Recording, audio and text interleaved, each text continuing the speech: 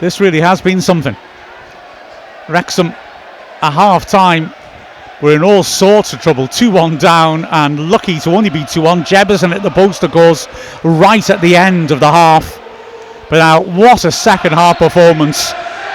And Wrexham, as the Preston fans are leaving, Wrexham are being sung home. Ball swept out to Longman, who brings it down nicely by the corner flag, holding it up under pressure.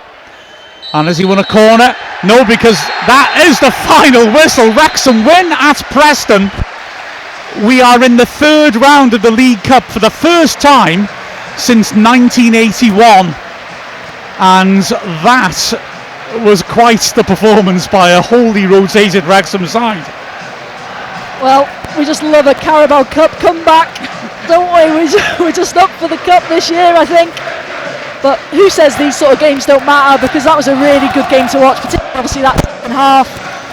You know, fair play. They must have had probably a bit of a half time. The second half of that first half, you know, wasn't good enough. Preston really showed their quality and were right on top of us, like you said. Could have really probably put the game to bed a bit with that chance that Jefferson had just on the stroke of half time, hitting the post. But Wrexham come back into it. That mentality was there, that quality was there on the ball, so much better. And then the subs, the quality coming off the bench again, showed their class, didn't they? And that man Kiefer Moore gets the winner. Such a better positive attitude in that second half. We were talking about on the front foot at half time. Yeah, the first half of the first half was okay, it's fairly even, I think. But then we just lost our way a little bit. Fair play to Phil Parkinson, because he's been able to iron that out and just take that fear away. Just go for it. You know, you're a good player, you're a good team. Just take the shackles off a little bit, and they certainly did that.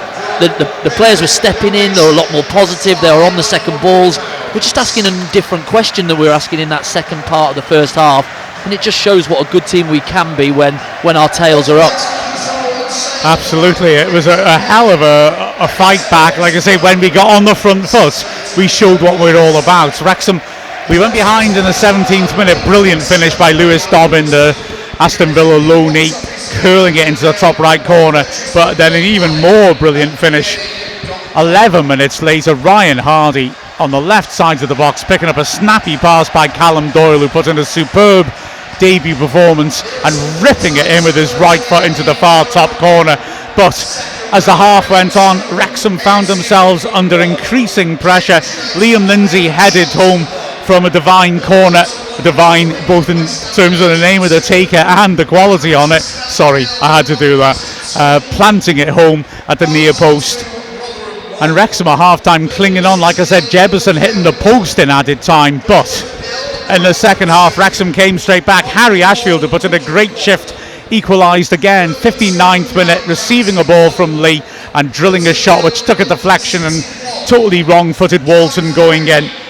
Wrexham made changes, so did Preston, of course. Both sides' benches were essentially full of first-teamers. Horribly for Preston, they threw on Osmic, the equal top scorer of the division, and he went off looking badly hurt. But Wrexham brought on Kiefer Moore, who made a big impact along the likes of Dobson and O'Brien, and a rick by Walton, making a mess of a catch under his bar, meant that in the second minute of added time, Kiefer Moore was able to tap in to an empty net to give Wrexham the victory. Lots of positives about that. I mean, firstly, Doyle on his debut, really impressive. Yeah, a number of positives. Like you say, Doyle, probably the one that comes first to mind. Really, really strong first performance in a Wrexham shirt for him. And, you know, I sort of agree with what you said on comms during the game, that, you know, one of the reasons why he maybe would have been brought off earlier than maybe some expected is because he's going to go straight into that side on Saturday against Millwall. And, you know, I think there'll be very few who could probably argue that, because he's really shone tonight and did a lot of things. You know, listen, he didn't get every single pass. Not every single pass came off. But like Andy said before about someone like Harry Ashfield, they don't get down about it. They don't suddenly, the head doesn't go down. Positive, trying to make more. You know, always trying to go forward, and that's what we need from those players in those positions. So important, and, you know, looks like it could be a really good little asset for us. Yeah, I think Callum Doyle, for me, really positive with his passing. Play forward, break lines with it, ask questions. Love that about a player, especially one of the back ones. I think Brunt came on. I thought George Dobson was outstanding when he came on. He gave us a bit of energy, a bit of legs in there. So I think that second half performance, I'm sure that Phil Parkinson in the changing room's now going, that is how we play. That's the way that we play. We're full tilt, we're at them, we're on people, we don't give people a minute.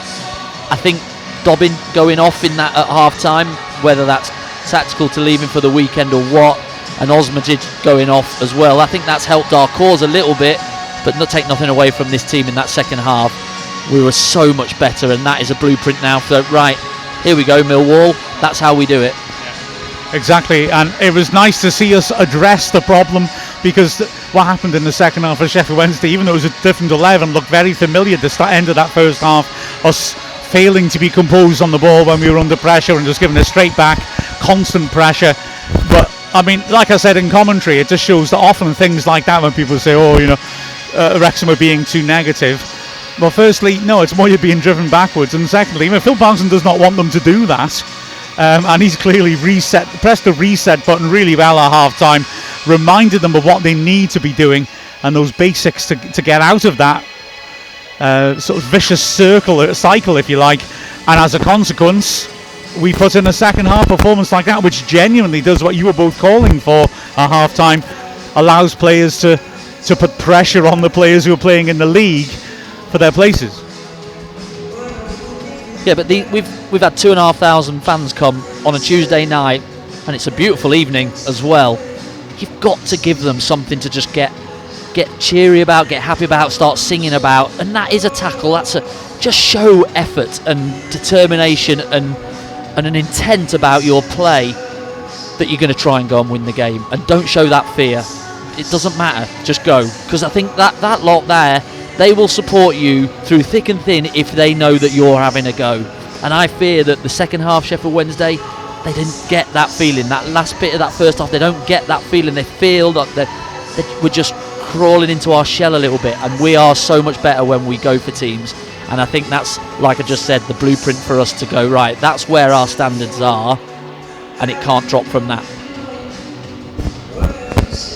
Oh, exactly. So really, really satisfying. And I don't know, Man United away, third round, you know, essentially a bye. Well, they've got to win first of the played, you know. Good point. Yeah, you're right. Yeah. I forgot that very, very important detail. Yeah, fair comment. Well, that was terrific. Like I said, first time we've got into the League Cup third round since 1981. That's the time when, a story I've told a few times on commentary, that mad story that Joey Jones told in his autobiography of when he got sent off at Tottenham and then was locked out of the temporary changing rooms and had to sit there and wait for the game to end. So, yeah, let's see who we get in the draw. We're in a draw for the third round of the League Cup for the first time since they got televised. That's something, isn't it? Brilliant stuff. A great win here at Deepdale and a hugely entertaining cup tie. It's been an absolute pleasure to bring it to you with the final score of Preston North End 2, Wrexham 3. We've been Paramount Plus's Mia Roberts, Andy Morrell and Mark Griffiths. Adios muchachos.